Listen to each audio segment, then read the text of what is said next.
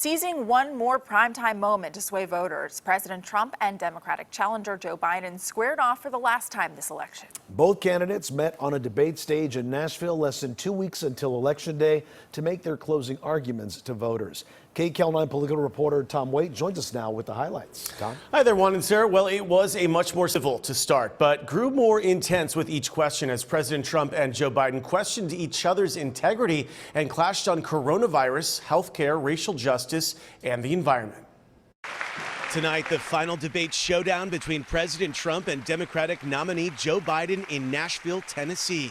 The moderator now armed with a mute button after the first chaotic debate. The event was much more civil, though feisty at times. The first question to President Trump on handling COVID. If you notice, the mortality rate is down 85%.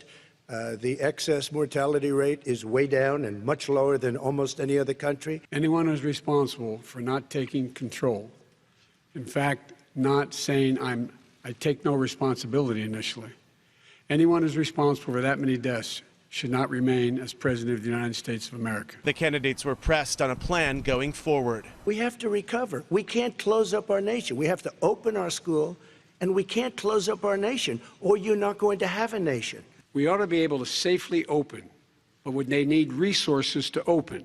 You need to be able to, for example, if you're going to open a business, have social distancing within the business. You need to have, if you have a restaurant, you need to have plexiglass dividers so people cannot infect one another. You need to be in a position where you can take testing rapidly. The two went at it over family separations at the southern border, as there are more than 500 kids whose parents the government cannot find.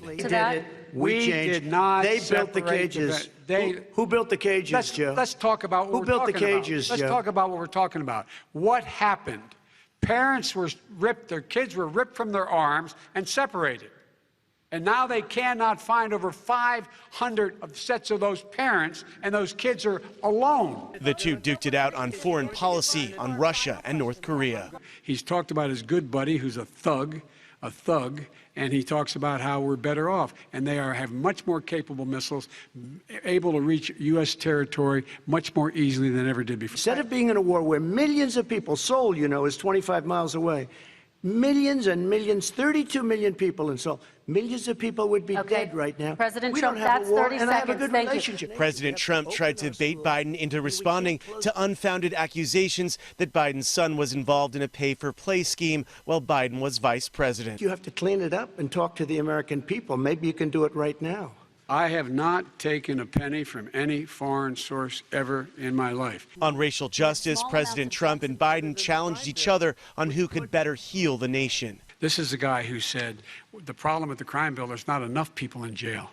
There's not enough people in jail. This is the guy who in the Central Park five innocent black kids, he continued to push for making sure that they got the death penalty. Nobody has done more for the black community than Donald Trump. And if you look, with the exception of Abraham Lincoln, possible exception, but the exception of Abraham Lincoln, nobody has done what I've done. They also discussed the future of health care. I'd like to terminate Obamacare, come up with a brand new, beautiful health care. What I'm going to do is pass Obamacare with a public option. More than 48 million people have already voted across the country, according to the U.S. Elections Project. We now have less than 2 weeks before the official election day. Both candidates will now hit the campaign trail. We're officially in the home stretch. Live in the newsroom, I'm Tom Waite. Juan, back to you. Yeah, we sure are, Tom. Thank you.